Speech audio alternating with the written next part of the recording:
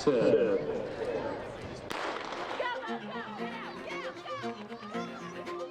I'm 5'5", so you could technically jump over me. Not technically. I can.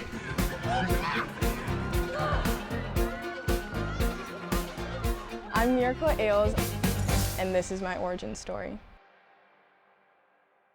Miracle of miracles. Yeah. Tell me how you got that name. So crazy story, I was a twin, and my twin did not survive, but I did, so I'm like a miracle baby. I grew up in a small town called Keokuk, Iowa. I was one of not many black people that grew up there, me and my siblings, so it was a lot, but it was very interesting, and it shaped me into who I am today. So, my mom was a single mom of 4 kids, me and my siblings, and she just did like odd jobs. One time she was like community outreach at the church.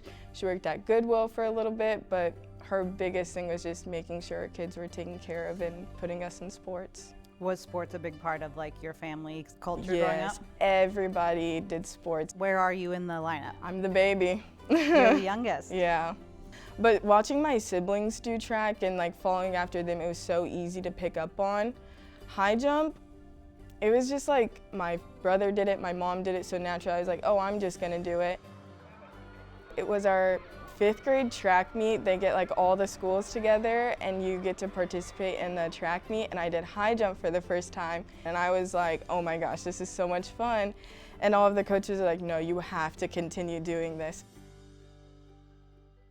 So growing up with a single mom, I guess money is like a big issue. I was the last child, so I knew like if I wanted to go to college, I had to get a scholarship. And so I guess just putting myself in a position so that I could be seen and so I could go to college. That was like the biggest thing. So I had to find a way to separate myself from every other girl in Iowa.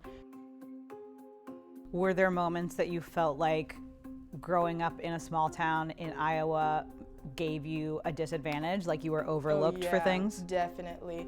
I've talked to coaches about this now, and they're like, oh, if we would have known about you, we would have recruited you, but I'm at the very end, like it's the Mississippi and then it's Keokuk, like nobody knows what's going on down there. But I think when you put yourself on bigger stages, that's what gives you the opportunities. In Iowa, we have this thing, it's a meet called the Miracle Ailes. It's a really big meet for colleges, pros, high school athletes, and you have to get a standard to qualify for it. And I won it my sophomore year. This is so crazy, I didn't expect to win, and oh my gosh, I'm so happy. Oh, this is my dream right here. I think that was like one of my biggest accomplishments, and then that year, I also got to go to New Balance Nationals in North Carolina, and I was like, oh, like I could do this for real. Did I think I was gonna come to the University of Alabama? Heck no, but I knew that I was gonna find some sort of success in the sport. So I took one unofficial visit to Iowa. It was fun. I was going to sign to Iowa, which is so crazy. And then this JUCO school, Iowa Western, reached out to me, and they're like, oh, just come visit. So my mom's like, let's just go. So we went after Miracle Ailes. And I fell in love with the place. I was like, I'm supposed to be here. Oh my gosh, JUCO. Oh, I don't know if I want to get nitty-gritty. JUCO is a really good experience if you can keep your head on straight and know what you're there for. I did not know what I was going there for my first year. I was like, oh, I'm just going to college for 2 years. Let's just have fun. But then I had success in my second year. I think that's when I really bought into it, and I was like, okay, like this could change my life. So what ultimately made you choose Alabama over all the other places? Coach Pate. I was an athlete here. I've been coaching here for 8 seasons now. So Coach Pate was coming to our national meet. He was supposed to be there the day I long jumped, and I jumped 6.62, which is like 21.8. Miracle Ailes' first jump. It's a school record 21 feet 8 3/4 inches. The furthest I've ever jumped, and he missed it because something happened with his plane. And then he came and watched me high jump the next day, and I no-heighted. First time ever. What's a no height? Oh, when you don't make any attempts at the bar, like you just knock the bar over every single time. I knew the Texas Tech coach was there, and so I was like, okay. But then when Alabama showed up, I was like, oh, this is even worse. I have all these coaches here watching me. I had just jumped 185 like a week prior, so I was like, something big's coming. Yeah, the no height's coming, but I'm bawling my eyes out. I didn't even want to talk to him at that point. And he was like, oh, I'll still take her. She'll be good. And I was like, what? Like, you just seen one of my worst performances. And then they were still like, no, we'll take you. And I was like, this is so crazy. One thing that stuck out to me was Coach Pate went to JUCO, and then he ended up coming to Alabama. Watch the speed down the runway. Miguel Pate leading the world at 27 4 3/4, explodes and scares photographer Victor Saylor out of his position. So I was like, oh, this is possible, having the coach that went through kind of the same thing as me in JUCO, to be able to then make it to Alabama and still have success afterwards, being prized, like, this could be a really good fit. And, oh my gosh, crazy story. I want to be a funeral director and embalmer. And so when I came on my visit here, he took me to tour a funeral home that I could possibly work at. No other school had done that. Everybody knew what I wanted to do. They were like, oh, I don't know if I have that program. But he made sure, even though Alabama didn't have that program, that I was going to have success after track was over. That was the selling point right then and there. I was like, oh, he didn't come in the funeral home, but he took me to the funeral home, which I appreciate. I have to ask, you want to be an embalmer? Yes, I do. And I currently work at Tuscaloosa Memorial Funeral Home right now in Tuscaloosa. So. Amazing. So what about funeral directing brings you joy? Well, it's a sad time. Not a lot of joy in it. But I think it's just helping the families in one of their toughest times, to be like that shoulder they can lean on, just the extra support, and just, especially if you're viewing your loved one in that last moment, to be able to help somebody understand and get to show them something different than maybe what they've seen. I think that's the best part of it. What about the transition to Alabama? Ooh, the transition was so freaking hard. I moved from Iowa, which I'd never been out of the state before, lived out of the state, driving 12 hours by myself to get to orientation, having a real fall training, stadiums, the heat. Oh my goodness, yeah, nothing could have prepared me for that, like, at all. That was so bad. Oh my gosh, it was so bad. I cried, I think, every single day. I had never just spent that much time alone. My own thoughts, my own everything. And then my mom moved to Alabama. She lives in Montgomery, so it's a little bit of distance, but I will say it's been a big game changer for me to have somebody that close. I cannot thank her enough.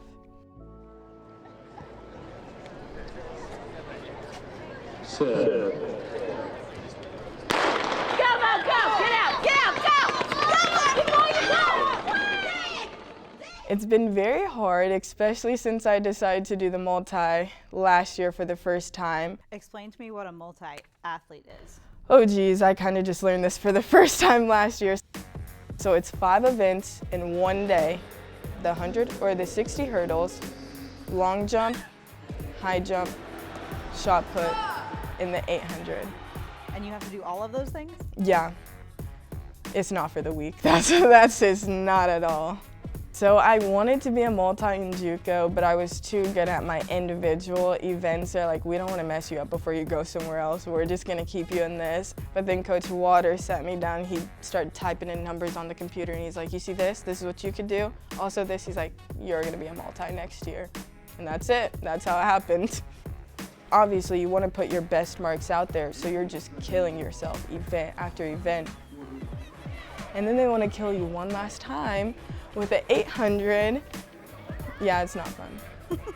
But it's like, once you finish it, it's like, oh my gosh, like when you can see how many points you've accumulated, and then you're like, oh wait, how much more can I score? It's like this thing that you feed on. What do you enjoy about being a versatile athlete instead of specializing in only one thing? I learned how much I'm capable of. Before this, I hated sprinting. I hated anything over a 200, to be honest. And I think Just building practice after practice, realizing how much I was capable of. I was like, I just ran 3 600 repeats at practice and I finished and I didn't cry this time. I think it's just like the self part of it that I love the most. How difficult was the jumping competition coming to Alabama?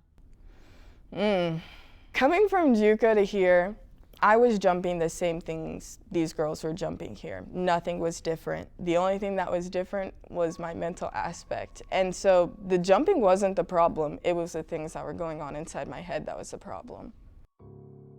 Track and field, it's all mental. People can say like, oh, you just have to run high, jump far, whatever. No, it's like all in your head. I think that's like one of the biggest things people don't realize, like the outside looking in, is how is the athlete feeling, not how is she performing. Sometimes our bodies can feel really heavy before a meet, or we're just not feeling the best. People don't take that into account when they see people jumping. I really had to tap in with my mental health and see like, okay, where am I going wrong? Like my training's going good, everything's there, but why when I get to a meet, something's not clicking?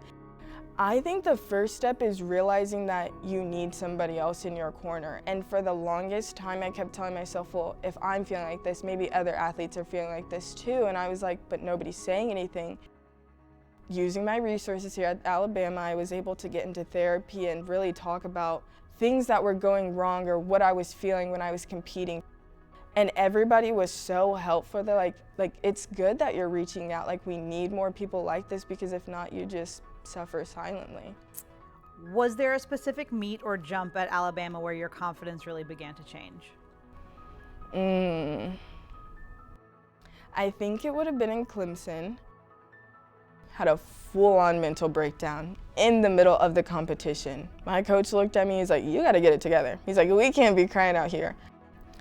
You just take a deep breath and you go back to your training. You're like, okay, I've done this 1,000 times. When I just go out there and like, okay, let my body do what it knows how to do, those are my best jumps.